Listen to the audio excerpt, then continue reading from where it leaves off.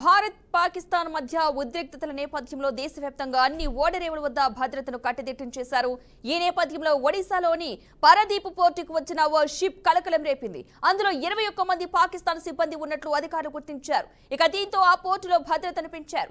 ఆ ప్రాంతాన్ని high alert గా ప్రకటించారు. ఉదయం దక్షిణ కొరియా నుంచి సింగపూర్ మీదుగా ఓ నౌక పారాదీప్ పోర్టుకు చేరింది. MT సైరన్ 11 పేరుతో ఉన్న ఈ షిప్ లో మొత్తం 25 మంది సిబ్బంది ఉన్నారు. ఇది ఇండియన్ ఆయిల్ కార్పొరేషన్ సంస్థ కోసం ముడి చమురును తీసుకొచ్చింది. అధికారులు షిప్ లో తనిఖీలు చేపట్టగా మొత్తం సిబ్బందిలో 21 మందిని పాకిస్తానీయులుగా గుర్తించారు. ఇమిగ్రేషన్ డిపార్ట్మెంట్ నుంచి సమాచారం అందడంతో వెంటనే ఒడిశా మెరైన్ పోలీసులు, CISF భద్రతా సిబ్బంది అప్రమత్తమయ్యారు. పోర్టులో భద్రతను మరింత పెంచినట్లు మైరన్ పోలీస్ స్టేషన్ ఇన్స్పెక్టర్ జబితా దుహేరి తెలపడం జరిగింది. మొత్తంగా ప్రస్తుతం ఈ నౌక పోర్టుకు 20 కిలోమీటర్ల దూరంలోని PM బెర్త్ వద్ద లంగర్ వేసి ఉంది. ఇందులో 11,350 మెట్రిక్ టన్నుల ముడి చమురు ఉన్నట్లు అధికారులు గుర్తించారు. ఇక ముడి చమురు అన్లోడింగ్ పూర్తయ్యే వరకు 25 మంది సిబ్బంది నౌకను వీడకుండా భద్రతా ఏర్పాట్లు చేసినట్లు పోలీసు అధికారులు తెలిపారు.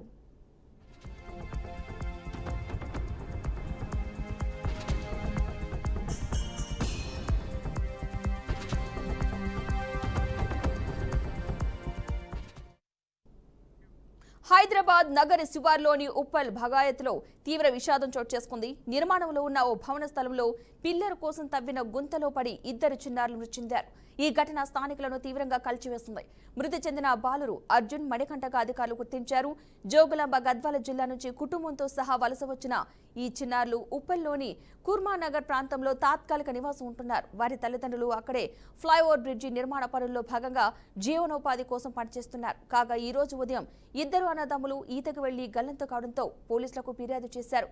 భాగాయత్లో కుల సంఘాల భవన నిర్మాణానికి కేటాయించిన స్థలంలో తవ్విన పిల్లర్ గుంతలో అర్జున్ మృతదేహం లభ్యమైంది. ఆ తర్వాత చాలాసేపు అనంతరం మరొక బాలుడు మణికంఠ మృతదేహం లభ్యమైంది. ఈ ఘటనపై పోలీసులు అనేక కోణాల్లో దర్యాప్తు చేపట్టారు.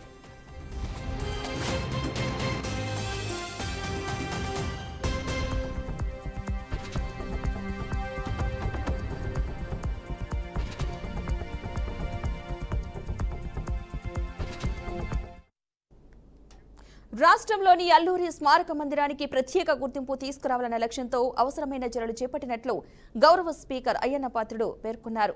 గొలుకొండ మండలం కృష్ణదేవిపేటలో ఉన్న అల్లూరి స్మారక మందిరం అభివృద్ధిపై బుధవారం అధికారులు, స్థానిక ప్రజాప్రతినిధులతో పార్కు ఆవరణలో ఆయన సమావేశం నిర్వహించారు. సోలార్ లైట్లతో పాటు డైనింగ్ హాలు, టాయిలెట్లు వంటి సదుపాయాలు పూర్తి స్థాయిలో ఏర్పాటు చేసేలా ప్రణాళికలు రూపొందించినట్లుగా తెలిపారు.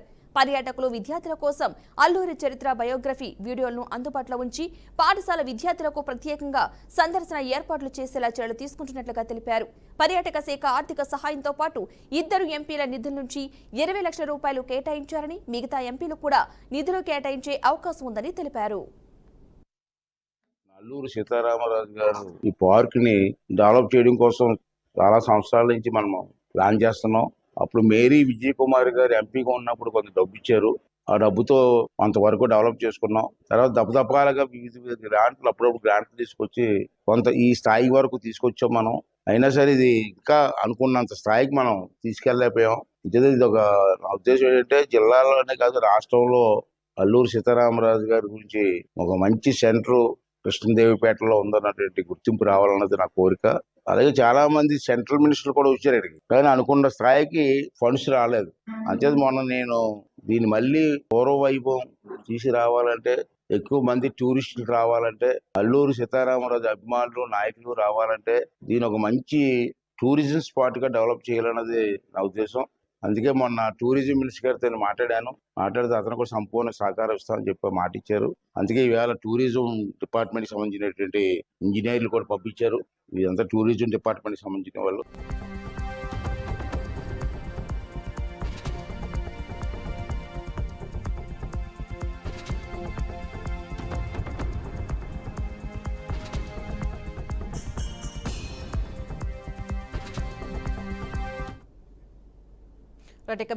అప్డేట్స్ చూద్దాం. IPL 2025లో చిన్న బ్రేక్ తర్వాత మొదలు కాబోతున్న తదుపరి మ్యాచ్ల్లో విదేశీ ఆటగాళ్లు ఆడటంపై సందిగ్ధత నెలకొంది.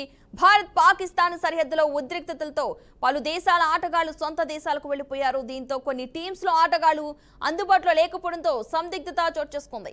ఆస్ట్రేలియా, సౌత్ ఆఫ్రికాకు చెందిన ఆటగాళ్లు ప్రపంచ టెస్ట్ ఛాంపియన్షిప్ ఫైనల్ వంటి ఇతర టోర్నమెంట్లలో పాల్గొనాల్సి ఉండటంతో ఆయా దేశాల ఆటగాళ్లు వెళ్లిపోయారు. ఇక ఈ క్రమంలో ప్రపంచ టెస్ట్ ఛాంపియన్షిప్ ఫైనల్లో ఆడే ఆటగాళ్లు మినహా మిగతా ఆటగాళ్లు వచ్చే అవకాశం ఉన్నట్లుగా సమాచారం. ఇక ఆసీస్ ఇంగ్లాండ్ బోర్డులతో ఐపీఎల్ సీఈఓ మాట్లాడగా ఆ నిర్ణయాన్ని ప్లేయర్స్ కే వదిలేసినట్లుగా ఆస్ట్రేలియా బోర్డు తెలిపింది. ఇక దీంతో ఆటగాళ్లకు ఆయనే ఫోన్ చేసి మాట్లాడుతున్నట్లుగా తెలుస్తోంది. ఇదే అంశానికి సంబంధించిన మరింత సమాచారాన్ని మా అవుట్పుట్ ఎడిటర్ వెంకట్ అందిస్తారు. వెంకట్, చెప్పండి. పాకిస్తాన్ మధ్య యుద్ధ పరిణామాల నేపథ్యంలో ఇటీవల ఐపీఎల్ 2025 వాయిదా పడింది.